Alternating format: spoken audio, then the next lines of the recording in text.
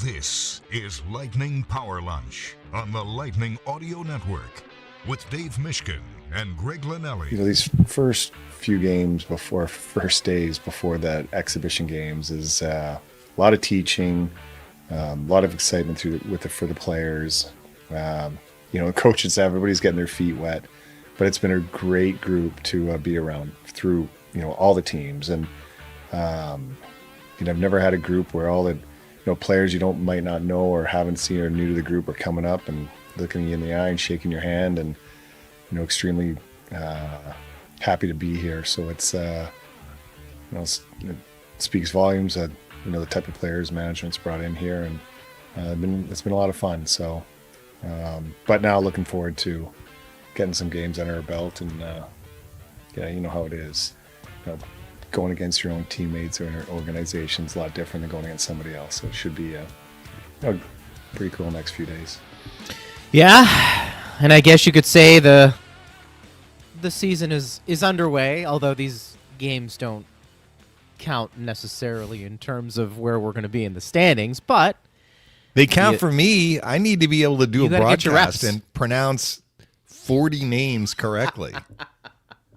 That is this true. Preseason every year. It's like, is it the toughest part of the year for you? I've been sitting poolside through the off season, and then somebody picks me up and drops me into the cold water. Yeah. That's what it's like. And then, when you're in the cold water, it's supposed to be good for you. 5 seconds, it's kind of like, and then, you adjust. I'm usually good after one preseason game. I know that we play 7, but I usually, knock on wood, shake the rust off. Because the first one in particular is usually a lot of non-NHLers playing. Right? Sure. We're going to see that tonight. The silver lining is that really over the last, maybe 10 years, maybe not quite that far back, but I feel like it's 10 years. It's been the same 3 opponents for the Lightning. So, for example, Carolina. So Carolina Hurricanes have their NHL group, but then they have their minor league players and they have their prospects. And I maybe have seen some of these guys that are playing tonight, not in the NHL, but I saw them in a previous preseason. Like our all-name team right winger on Carolina, Felix Unger-Sorum, who is a throwback, of course, to Felix Unger of The Odd Couple. Are we dating ourselves if we're referencing Felix Unger? You might People be. know about The Odd Couple anymore. Anyway, there were these 2 guys who were roommates, Felix and Oscar, and Felix, his name was Felix Unger.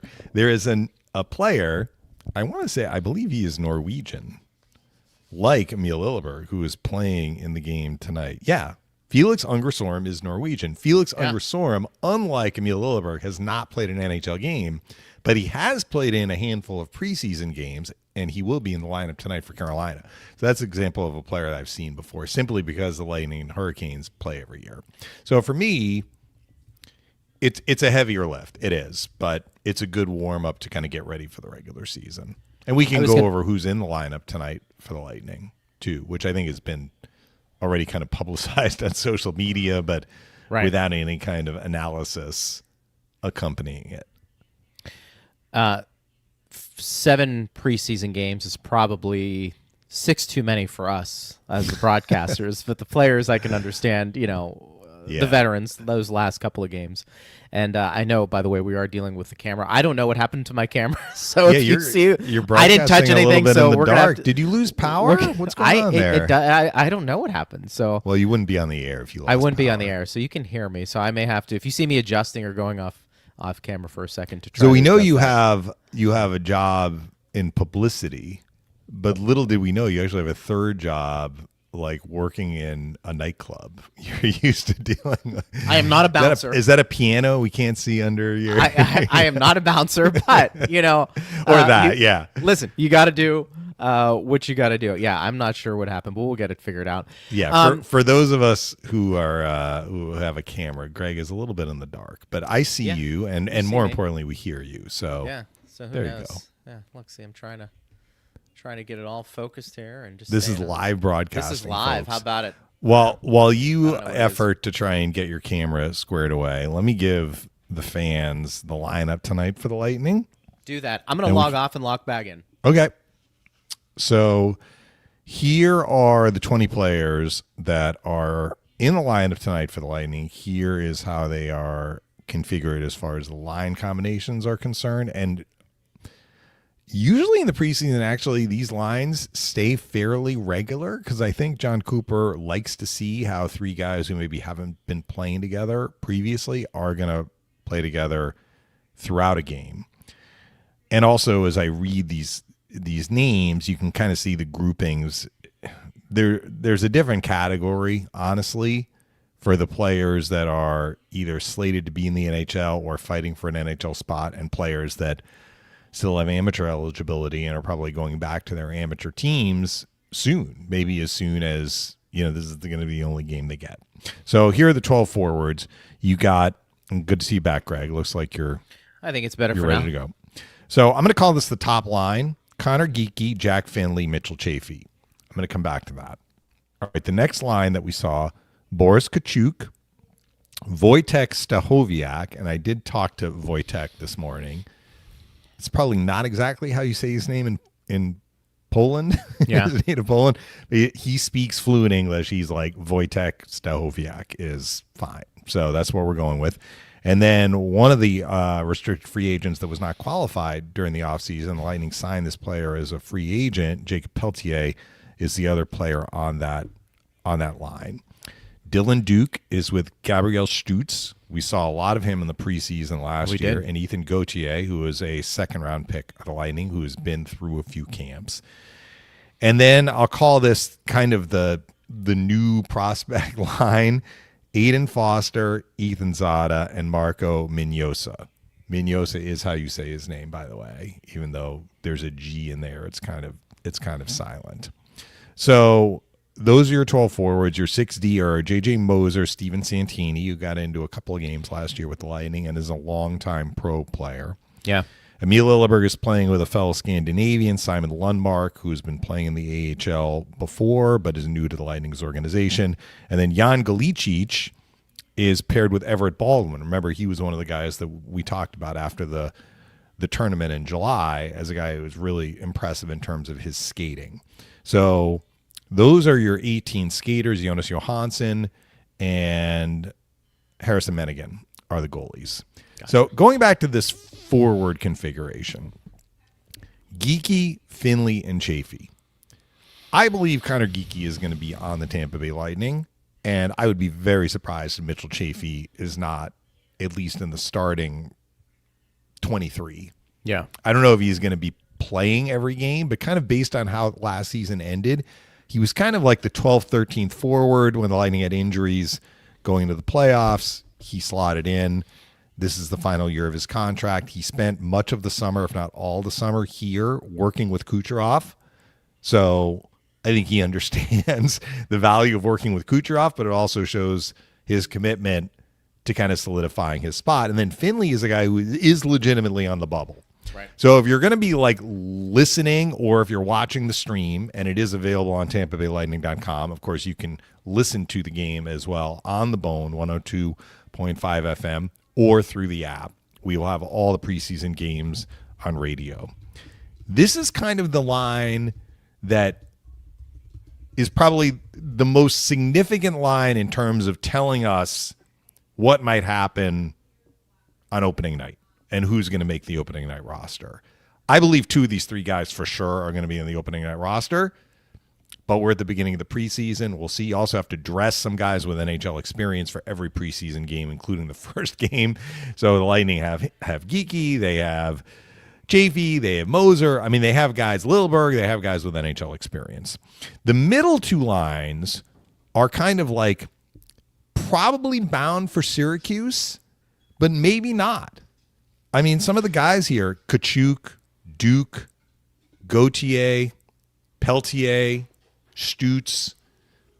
I mean, I wouldn't expect that they are necessarily in the top 12 or 13, but this is what the preseason is for, and they have a chance to kind of make their mark. And then this fourth line are three guys, all of whom were drafted this past summer. So, yeah, they're probably not going to be making the NHL. Mignosa, I believe, no longer has junior eligibility, so he would be slated. He was taken as a 20-year-old. unless I'm mistaken. Maybe he can go back as an overage. He played at Sault Ste. Marie, Phil's old team. But he is a recent draftee. So what's interesting about this fourth line, I'm going to throw Baldwin in there as well. 4 of the players that were drafted in last summer's draft are getting in this game. That does not always happen, Greg. Like, the players that were most recently drafted, sometimes they don't get into any game.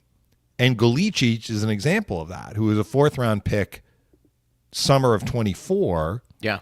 And did not get into a preseason game last year. I actually confirmed that with him when I talked to him this morning. He said, yeah, I dressed for a warm-up, but I didn't get into a game. He's in this game. I think the Lightning are looking to see, like, I think they have hopes for him. So we'll see how he does both tonight and through the preseason. But that tells you that these 4 guys, at the very least, and we may see more from the recent draft, get into the game tomorrow at Nashville. There's the goalie Heil. He was drafted. I'd have to go down the list and see who else is there. But that to me was noteworthy anyway, that, you know, they've made enough of an impression, both in the prospect tournament that happened, whatever it was, a week or so ago, and through the first few days of training camp, that they got this game. These 4 players are in this game. And then, of course, Johansson, not surprising, he's going to see some work. We can get into the Vasi news, which broke over the weekend. And then Menigan, who is, I will call him a prospect in that, is backing up. I don't know if Coop's going to go half and half or 2 periods for Johansson and 1 period for Menigan, or just give Johansson the whole game. We'll wait and see. Yeah. You know, the Geeky dynamic is interesting because we started to talk about him last week, late last week when we started doing our shows. And not that he's forgotten, but he was a guy that was, up and down a little bit for Tampa Bay, but he also has a unique skill set. And a lot of people have talked about the Lightning going back to being a little bit more of, I don't want to say that sandpaper mentality, because I think a lot of people think big and physical. That means you're going to drop the gloves and you're going to fight. I don't want to pigeonhole somebody like that when it comes to geeky skill set, although I think he can handle himself. But I do think he has a skill set that is unique to a degree on this Lightning team, and that if he takes the appropriate steps in his development this year, that will be a nice, let's call it, addition to this Lightning team, because it's a young guy with size, with hands, and now he's had a year of being a professional. At least at most of the time at the NHL level. And I think a lot of people wanted to see his skating improve. I think everybody says that about a young player. But, he's got a really good shot. He does have some size, and he does have the pedigree. And I think now you want to see what's he going to look like in year 2. We know Gage Gonsalves took a huge step last year. Does Geeky, in a similar way, take another big step in his progression? Because if he does, I think that's going to be very beneficial to this Lightning team, particularly when you start talking about John Cooper allowing players to have some position flexibility, because Geeky could go on a 3rd line. You could pop him up in a top 6 because of his hands and his skill sets. So I think an interesting guy early on to keep your eye on. You mentioned Mitchell Chaffee, and I think he's an interesting guy because we know he's got a really good shot. And I think when Mitchell Chaffee probably was at his best for the Lightning and filling a role, he was playing with an edge, wasn't he, Dave? Mm-hmm. He showed some chippiness, because I think he's another one. There's some tools in that toolbox. He was engaged. I mean, I think what you're saying is true, and maybe part of being chippy and playing with an edge is being engaged. But I just thought he was, when Chaffee has showed the best, he has been noticeable. And that's kind of an obvious statement, but maybe it's that simple for somebody like him. Well, and that's when the way he he's is going to less stick. noticeable, when he is less engaged, when he's less chippy, when he's playing with less of an edge, he's less effective. I would agree with you. And I think for somebody, and this goes back to not every player, when they come up to the NHL, very few are going to be in a top 6. Most of the time that's going to be designated for guys who have already been established. Exceptions to rules, we understand that. But for somebody like Mitchell Chaffee, your role at the NHL level is most likely going to continue to be in the bottom 6, chip in when you can, but also what are you going to do shift in and shift out? And I think he's got enough size and enough grit to his game, Dave, where he can be a useful component to John Cooper should he put him in the lineup on a regular basis. So do I think this is a big camp for him? Depends on where you thought he was in the offseason. Yeah. I don't think Mitchell Chaffee should be a player who ever looks at a situation, a roster, and says, I feel pretty secure I'm making the team. You know? I agree with you. I think this camp is not unimportant for Chaffee. I would be very surprised if he is not on the Lightning's opening night roster. So I would say the bigger question for Chaffee is once the season begins, when he gets a shot to be in, what is he going to do with that? I think that's fair. Because he's proven that he can play at the NHL level. Consistency. This isn't a situation. Right. I mean, yes, it's possible that other guys could elevate, and maybe in Julian's mind, because he's the one who makes the decision about who's up and who goes down, maybe other guys elevate and go past him, which would actually be great competition for the Lightning. But assuming that doesn't happen, that things are kind of slotted in the way that we think they're going to be slotted in, I would think that Chaffee is going to get an opportunity once the regular season starts. And what is he going to do with that opportunity? How much value does he end up taking out of a summer? I'll call it a summer with Kucherov. Yeah. Which Brandon Hagel spent a lot of summer of 2024 with Kucherov and was not non-existent this summer either. But, I mean, Hagel was like, when he met with the media on the first day of camp, which wasn't an on-ice day, but, you know, he said, watching Kucherov, you learn things that, like, I've been playing hockey my whole life, and, you know, I'm learning new stuff that I had no idea even, like, it could be done, let alone how to do it. Yeah, right. Certainly not how to do it. So it benefited him, and look at the year he had last year. I mean, he was already elevating, right? But I hope that the same happens for Chaffee. And also, if you believe this sort of thing, it's a contract year for him. I do believe in that. You know, he's in his mid to late 20s. This is yeah. He's not 21. Like, where is his career going to be going? That's exactly it. Yeah. And I do think there's a lot to your contract year. I 100% have seen enough, not only in hockey. He's 27. Mitchell in other sports. 27. He'll be 28 in January. I mean, he could look at this and say, you know, if I have a good year, it's going to set me up, at least in the short run, to have a nice contract. Mm-hmm. And boy, oh boy, players like Mitchell Chaffee, you may just get that one decent contract before it's, you know, you're signing for the minimum every year, you know, to stay on the team. So I think a big year for him. A contract year, I think, plays into that. But I think we saw enough last year to say when he was at his best, he was chippy, he was engaged. If he does that, I think there's no question a spot on the team for him, and one where he's in the lineup on a regular basis. So let's see how that plays out. You mentioned Finley, the other guy in that line, is in a different boat because I don't know if he's going to be on the opening roster. He may not. He got into a game last year. Yeah. What's significant for Finley is that he's healthy. That's and not correct. just that he is healthy and able to participate in training camp, which will be a great benefit to him because he missed the last two training camps. That's right. And even going back to his junior days, he basically missed. It was the 2021 weird shortened season, so it wasn't a long season anyway, but he basically missed that whole year with an injury. So he's had significant injury problems since the Lightning drafted him, basically. Yeah. So it's not just that he is healthy and able to participate in this camp, which is important. It's also that he was healthy over the summer. So he was able to train in advance of training camp. So let's see how much that propels him, something that he's not been able to do the last two training camps and really last two summers as well. And even with missing training camp last year, and I don't think he got into a game for Syracuse until December. It was January that he made his NHL debut with the Lightning.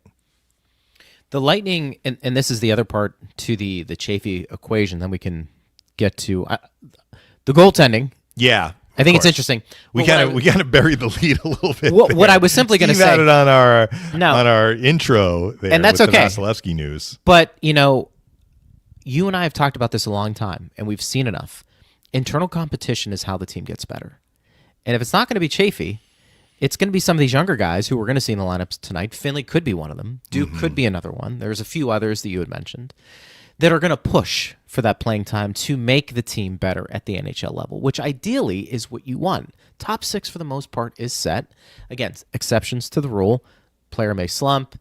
Maybe there's an injury, and you have to fill that void. But for the most part, we're talking about bottom 6, the 4th line. Where are you going to find some younger guys to potentially elevate their play and make your team a little bit more well-rounded when you start talking about the regular season? I think the Lightning have some internal obligations, but if I'm Mitchell Chaffee, I'm looking at that also to say, I can't get complacent. And so when I get in the lineup, I need to use my speed, my grit, my contract year, all motivating me to be a productive player. And then he's got a really good shot. Utilize it when you get the opportunity. So we'll keep an eye on that tonight. I do want to get to some questions, but let's set the stage a little bit here because I did, it was interesting. Woke up, was reading some of the notes that the Lightning provide via email to the media, and it was Ed Encina who, in his article today, basically was talking about Andrei Vasilevskiy and, the biggest preseason question for Tampa Bay. Will Vasi be ready? And before we get to that, partner, and what you make of it on the surface, we did talk about last week, and I threw out the name Connor Ingram just because he was out there being placed on waivers. The internal depth the Lightning had right now, asking the question, do you think that is a position that they would need to upgrade throughout the organization? We're already getting some questions right now, not necessarily about Vasi, but Alan X says, your thoughts on if the Lightning should sign Samsonov to a PTO? You can never have too many quality goalies. Also, Bolt Centron X says, do you think with the questionable availability of Vasi, could we see the Lightning sign another goalie to a PTO, perhaps Samsonov? And I think I'm pronouncing his name correctly, the way he has it. But that's right. He's been Samsonov. Actually, didn't he change? I think he changed to Samsonov. Is it Samsonov? I can't keep this all squared away. But the bottom line is people are asking about the goaltending. So, yes, they could. Here's the thing, though. I think the Lightning have like $500,000 in cap space. Yeah. So if you're signing, like a PTO is basically like a tryout through camp. Lightning have enough goalies to be able to get through camp. They don't need a goalie to get through camp. Unless they want to see how that goalie does with the intention/expectation of using that goalie in the regular season. If for some reason Vasilevskiy cannot start the season without being on the injured list, the Lightning simply don't have enough room to sign another goalie without making a corresponding move, which they could do. Based on what I saw from Puckpedia, maybe they're including somebody in there that won't be on the team. Maybe they have enough. It will basically burn. If they can make it work, it'll basically burn whatever remaining cap space they have. So I think just from that standpoint, unless it's absolutely necessary, I think the Lightning are probably disinclined to go that route. Now you could put, and again, this is just taking one avenue to pursue. Like if it's a significant injury for Vasi, like it was 2 years ago, you could put him on LTIR, and that would create room to add another goalie. But eventually Vasi's coming off LTIR, right?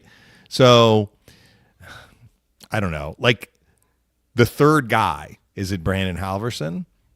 2 years ago they had Johansson play the first 17 out of 20 and Matt Tompkins got in for 3, and the Lightning did okay. I think the issue was less about how they managed without Vasilevskiy, because they did okay during those first 20 games.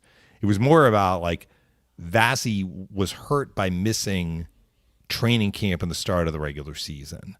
So I think that's the bigger concern about like how long is he going to be out and how much is it going to affect him coming out of the gates. Obviously, if this is not short term, and the Lightning have made no indication that this is anything but short term, but if it's not, that to me is the bigger concern rather than trying to find somebody to fill in. They re-signed Johansson for a reason, Greg.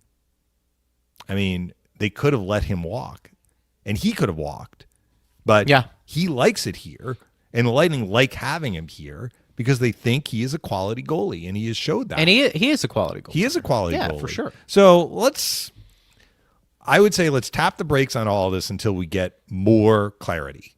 And 2 years ago, if we're going to use that kind of as an example, it wasn't that long before the Lightning made the announcement like Vasi needs to have a surgery and he's going to be out a significant amount of time.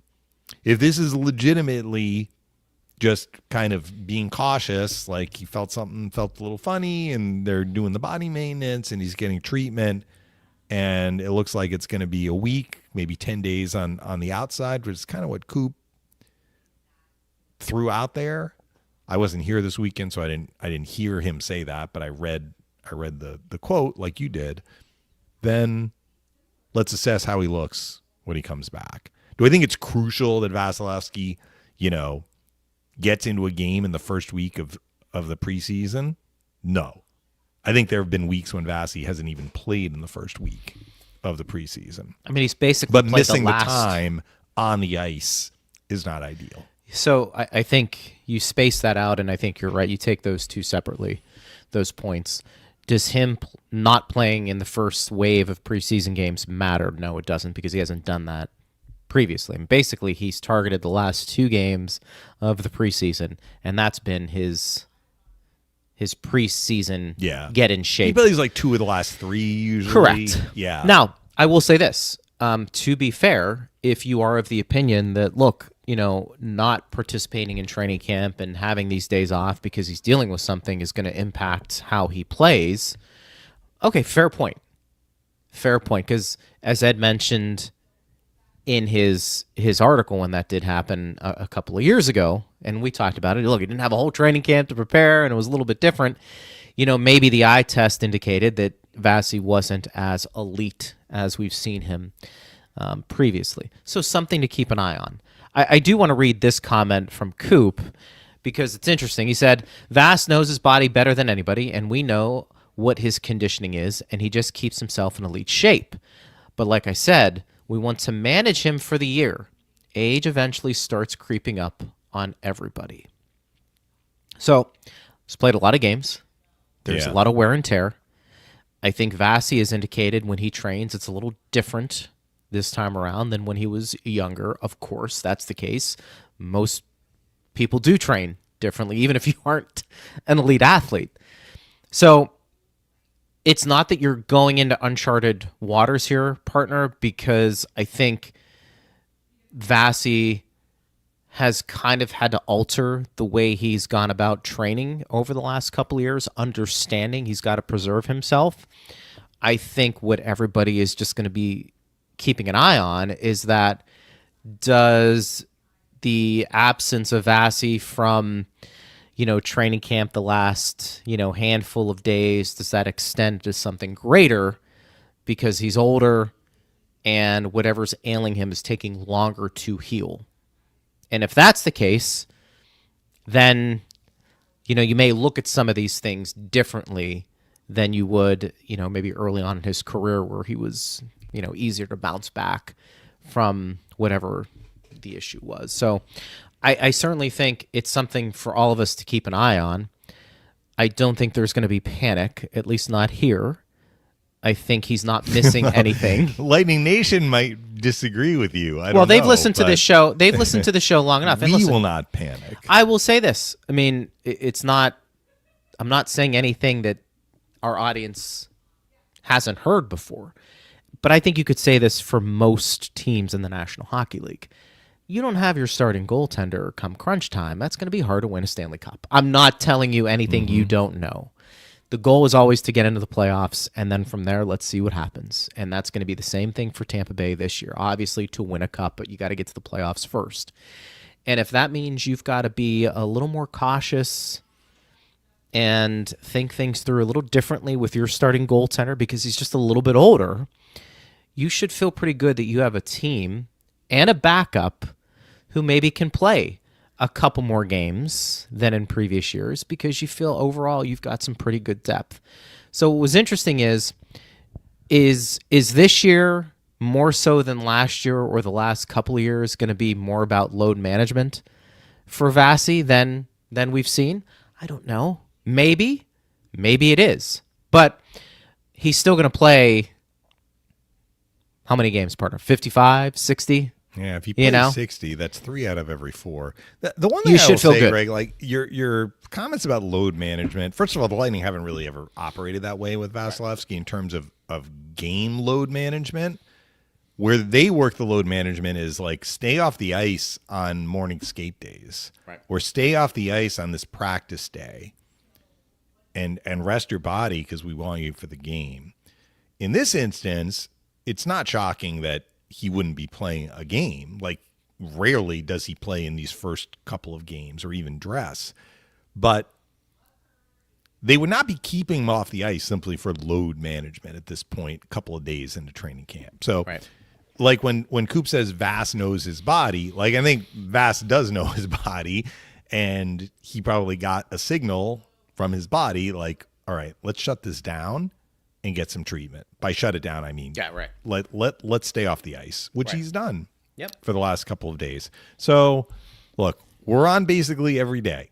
We can discuss this every day. To me, it's not really worth discussing until we get more information or it's put to bed because Vasilevskiy comes back on the ice, which hopefully will be sooner rather than later. I'm not discounting it, fans. I'm just saying, like, at this point, we haven't gotten any additional info other than just what you read. So I don't think the Lightning are going to make any moves to add a goalie. If they do, that is certainly an indication that this is a lot more serious than what we've heard. But even when it was serious 2 years ago, the Lightning didn't make this move by adding a goalie. They went with the guys they had. So I think anytime you talk about, and look, for the longest time on our show, we've talked about Vasi. If he's not the best goaltender in the game, he's certainly in the top 3. Mm-hmm. And there's some variation of that. But I think the other players in the league, in a poll was done, he was still the most difficult goalie to face, or the best goalie, however they framed it. He's a Hall of Famer. He's a generational talent. We have seen that play out. So anytime there is something brought up about his physical condition that may prevent him from even getting on the ice in practice, I think people are just going to say, okay, let's keep an eye on that, because we can talk about the power play, we can talk about depth, we can talk about Nikita Kucherov having another incredible year, and Brandon Hagel. But if you don't have Vasi in net, I don't want to say it doesn't mean anything or it doesn't matter.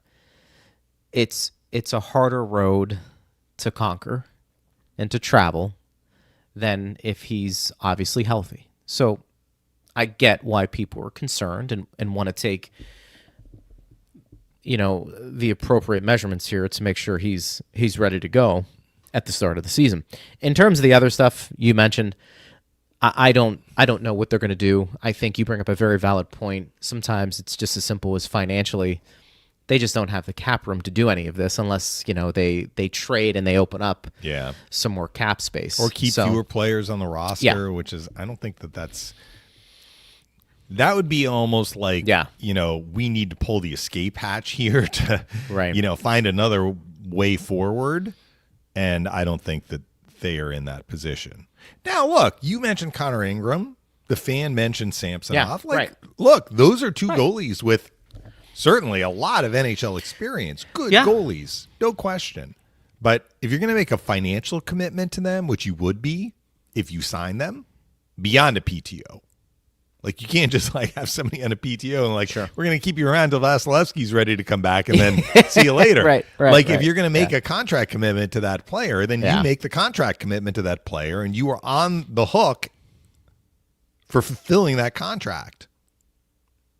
Agreed. And look, unless you can send them to the minors. If it's under $1 million plus, then it doesn't affect your cap. Maybe another team takes that player, but it's more than this isn't fantasy hockey, right? It's not just like I'm adding this player because I need to fill a spot.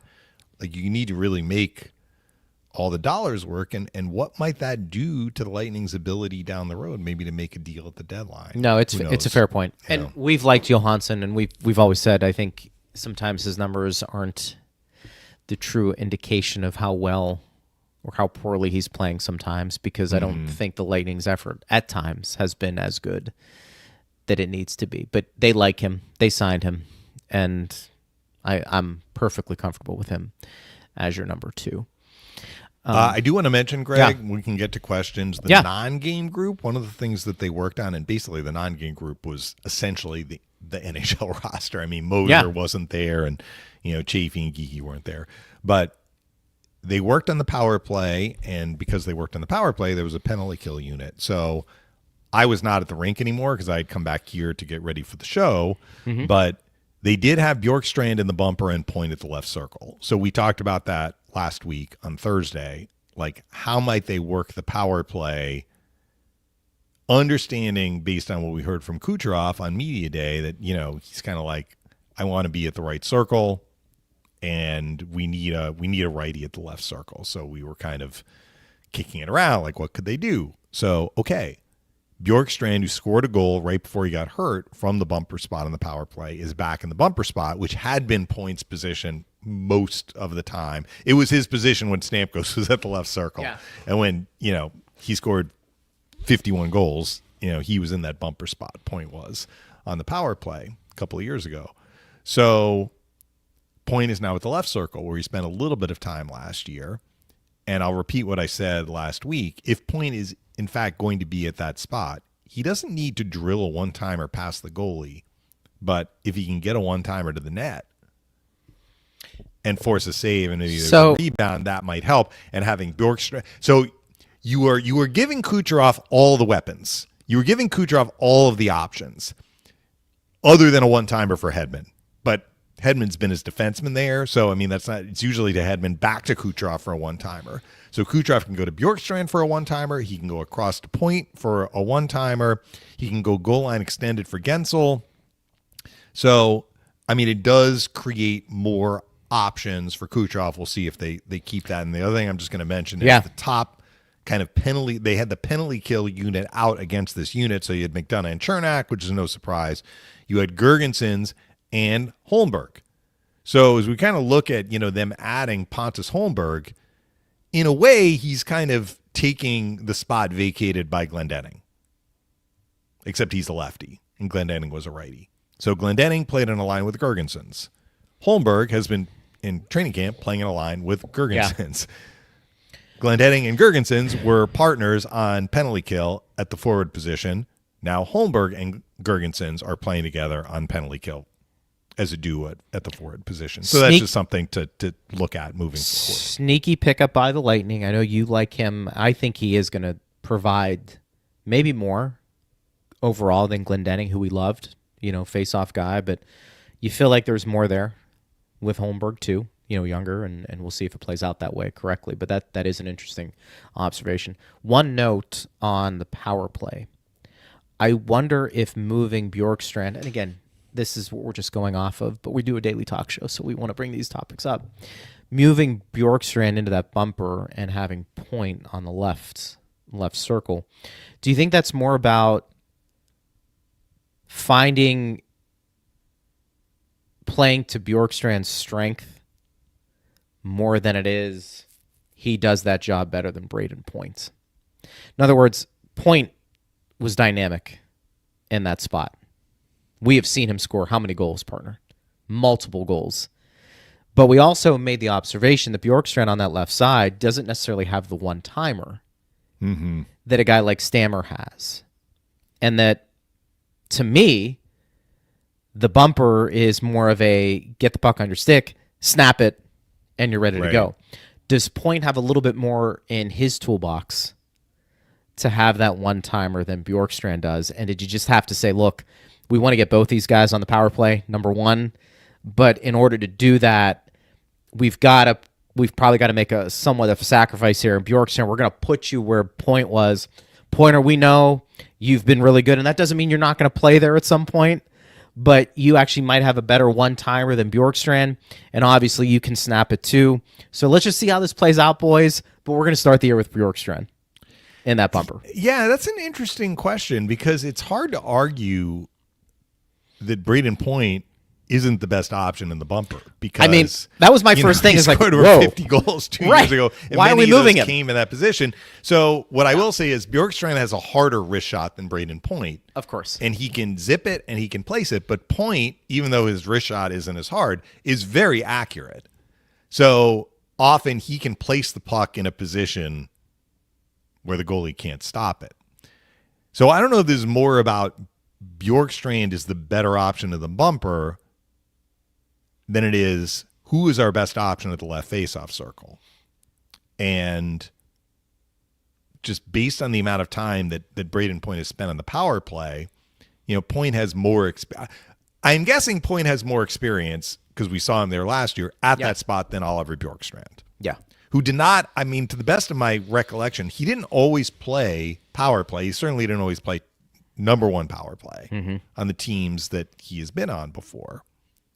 And, when I asked him about being at the left circle when he was there, he's like, I haven't really had to shoot a one-timer on the power play. And so it was new for him. I don't think that Point shot is as hard as Bjorkstrand shot, which is why I'm saying, like, we're not going to get Stamkos 2.0. But if Kucherov is going to be at the right circle, it's almost like you need a right-handed player at the left circle. Now, Chaffee, who does have a hard shot and is a righty, wasn't available to work on the power play this morning because he is in the game group. But I have to be honest, I would be surprised if Chaffee is, in there in place of one of these other guys. So they're going to try it. I don't know that they had this thing figured out last year. And because they didn't have it figured out last year and they have the same personnel, it's still a work in progress. But Bjorkstrand was new to the team last year, and they didn't put him on the power play right away. They had him a little bit after a short period of time, and they pulled him off and they put him back on. The other guy we should mention is Jake Gensel, who, if I'm not mistaken, led the NHL in power play goals last year. Fans can correct me if I'm wrong. I believe he had 17 power play goals last year. So he cleaned up around the net. But what the other part of this is, Gensel is not only a very good goal scorer, which he is, he's also a very good passer. So if you have Gensel at the goal line extended and Kucherov gives him the puck, it can be a tic-tac-toe play where it's Kucherov to Gensel to Bjorkstrand. Now, Gensel at the goal line extended is not a threat to score unless he steps to the net, which he also will do and has done. But Gensel can not only go to Bjorkstrand, he can also go to Point, right? So that's harder to do if there's a lefty at either one of those spots, right? So having Bjorkstrand and Point in those two areas, not only, they are available for a Kucherov pass, they're also available for a Gensel pass at the goal line extended. So we'll see. They're going to have to find a different way to score regularly now that Stamkos, and we said the same thing last year, but it's still true. You don't have Stamkos, that means you need to find different ways to reach the same goal. 100%. Being an excellent power play. Yeah, 100%. And I think this also, too, is let's get our best 5 offensive players maybe out there. And, if we have to do things a little differently in terms of where guys are position-wise, so be it. We'll figure it out at some point. But it's pretty clear to me, at least initially, they want to get Bjorkstrand comfortable in an area where maybe he can be most effective. And they may switch the two. You may be absolutely right, Greg. Yeah, they may. Let's get him comfortable. Yeah. In a spot where he's got a lot of net to shoot at, more than on the side. And then maybe they do make the switch. I think we'd be naive to think they're not gonna. Right. If somebody's slumping, they're just gonna stick with it. But we're not gonna really see this at work really until the regular season begins. Because even in week 2, when you're dressing more of your regulars, it's not always all those 5 guys in the lineup, right? And in a preseason game, it is different. So we're gonna have to wait until the regular season begins, when the power play is put up against penalty kill units that are the top penalty kill units on the other team, trying to stop them. And let's see how they do. Desiree on X says, for the preseason games, is it in connection with training camp? Are these the players with question marks and management will see how they play? P.S. So happy to have Power Lunch back. Well, Desiree, I think it's a little bit of both. I think the players that are in tonight have earned a game, and maybe more than one game. And then also the organization is curious, I think, to see how they perform. I think Coop said like week one is less for the coaches and more for kind of the management wing, which is Julian certainly, but also all the scouts, right? Like, they want to see the player development people. They want to see progression. They want to see, how these players that were just drafted, I mentioned the 4 that were just taken last summer, see how they perform, right? And then you have a starting point. So next year, let's see how far they've progressed. But it's not just in a vacuum where, one of these guys, I'm not going to mention anyone by name, but let's say one of these 4 guys that were drafted last summer had not managed to distinguish themselves at all through training camp, maybe they wouldn't have gotten a game. Yeah. But I think like Jack Finley is on the bubble. Was it Geeky played every preseason game last year, just about every single one? Yeah. Like, that makes sense. But maybe they didn't go into it thinking he was going to play every game. But once he started playing, they're like, okay, he has a chance to make the team. We want to see more of him. I would expect Finley's going to be in that boat. Finley's going to get a lot of games this preseason. Also, he hasn't played in preseason games the last 2 years because he's been injured. It's true. I think Dylan Duke's going to get a lot of preseason games.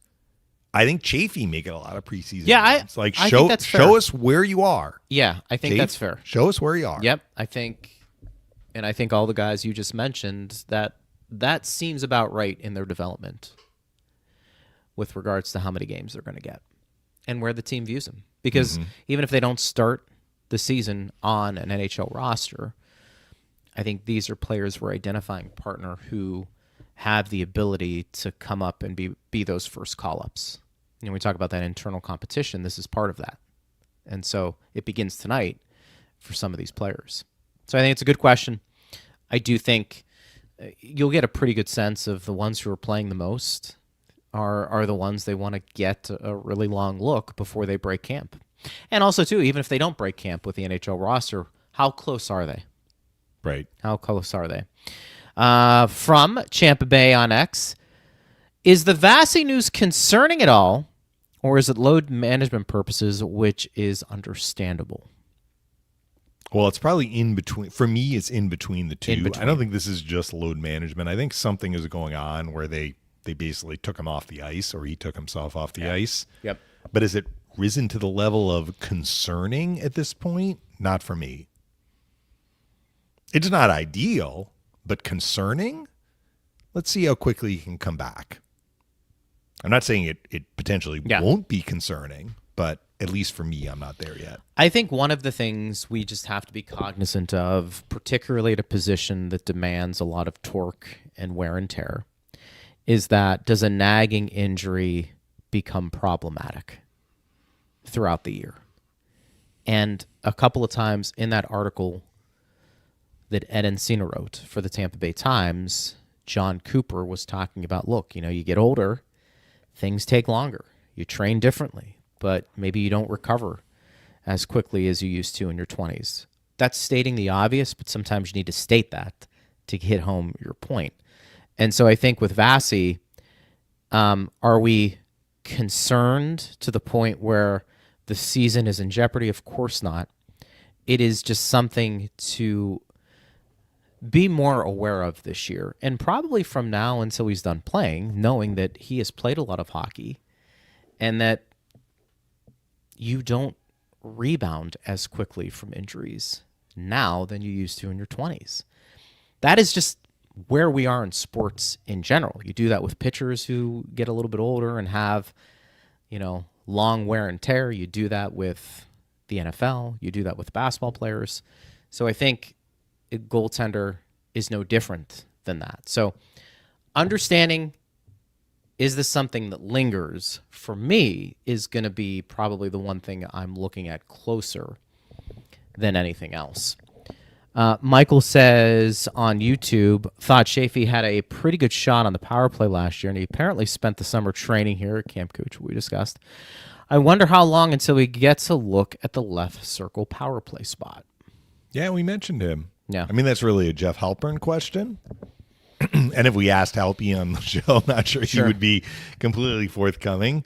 But they want Bjorkstrand on that unit. The shot that he has is such a weapon. Yeah. He is an asset. It's an elite that shot. they should use. Yeah. So if they're going to use him, who's Chafee bumping out? Well, he's on is the he bumping second. out Point? Is he bumping out Gensel? Is he bumping out Kucherov? You're I probably don't on the think second so. power. You're on the second power play unit at that point. But if it completely sputters, I mean, or somebody gets hurt, which we don't want to see, but if somebody gets hurt, then yeah, they may go to another option. Listen, nothing from what I've seen with Mitchell Chafee indicates that in that scenario that you just gave a couple, whether it's slumping or whether it's injury, that Mitchell Chafee is the shorter long-term answer on that first power play. I need to see more scoring consistently at the NHL level than for me to say you're going to be one of the top 5 guys on this Lightning team on the first power play.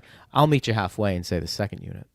And you're not going to get a lot of time. We understand that because sometimes the first power play, at least Cooch, will stay on for the majority of it. But that being said, when you do get that opportunity, let's see. But I think, what did Chafee have last year? 12, 13 goals? He ended up hitting double digits, right? On the power play. Yeah. I mean, he did. It's there. I think it was mostly in the second unit, though. It was. And it was in front of the net. I need to see more of it. And that may be hard considering his role this year. Then, for me to say, okay, yeah, he's going to be the guy that's going to get a first swing at the first power play unit. Weirder things have happened. He's got a good shot. You mentioned Bjorkstrand is elite. Chafee's not in the same category, but it's a good shot. It's a good shot. But you're going to go with Point and Bjorkstrand in those areas first before you start experimenting, I think, with some other players. And another guy we didn't mention when I was talking about righties last week is Radish, who's a defenseman, but they used him at that spot too. And he also has a hard shot. But I mean, it like he even said, I played this in junior hockey. But I mean, Steven Stamkos played at that spot throughout his career on the power play. Like that was his office, right? So you're asking somebody to go there and get comfortable. Move into Stamkos' office, So I think that's the question. What are you looking for? Are you looking for somebody who just has the big one-timer? Because if that's the case, then maybe you just say, hey, Radish, every time you get it, just unload. We know you got a really good one-timer. I don't know, though. I feel like there's Greg, a little bit more. It's not only that. Like one of the things that made Stamkos one of the best ever at that spot on the power play wasn't just the quality of his shot. Right. It was the size of his wheelhouse. So like there are some guys, the puck needs to be it needs to be in a very specific spot for them to hammer it. Stamkos could adjust. Stamkos could score on a one-timer if the puck was not necessarily coming into the center of the wheelhouse. Right. And that is a very, very, first of all, it's a remarkable skill.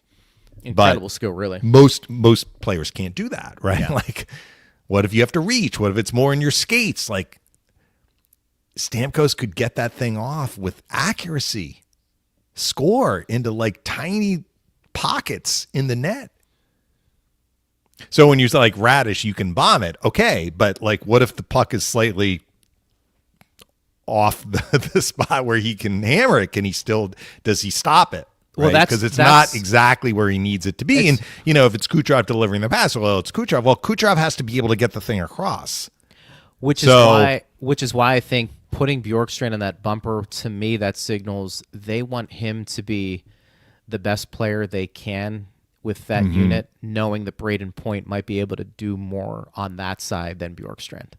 And it might not just be the one-timer. It could be you get it, you fake, and then you shoot. Yeah. And look, if they end up putting Bjorkstrand at that left circle and they're like, all right, don't worry about one-timing it so much. His wrist shot is good enough. Yes. Like if he collects it, like I'm not saying polish it off, but stop it, settle it. Maybe the goalie gets over, but his wrist shot is good enough that he can whistle that thing home or certainly get it to the net. But once you stop it, you're allowing the penalty kill unit to react. And maybe that penalty killer non-goalie is getting in your shooting lane. Maybe the goalie is getting set and you have less of an open net to shoot the puck in. That's fair. And, the other things, too, are the ability to get the puck off the boards, retrieve it. Point might be better than Bjorkstrand, too, which could go into, some of that. Points, puck handling skills, that's not easy to say. It's like dropping me in the cold pool again. Points, puck handling skills, like they are very elite. So, yes, he is capable of kind of handling the puck at that spot and dealing with pressure if it comes to him. For sure. So, all juicy questions that we're going to be certainly watching not only tonight, but throughout the whole season. How do these players kind of come together in those moments? Boomer also had a couple of more questions for you, partner.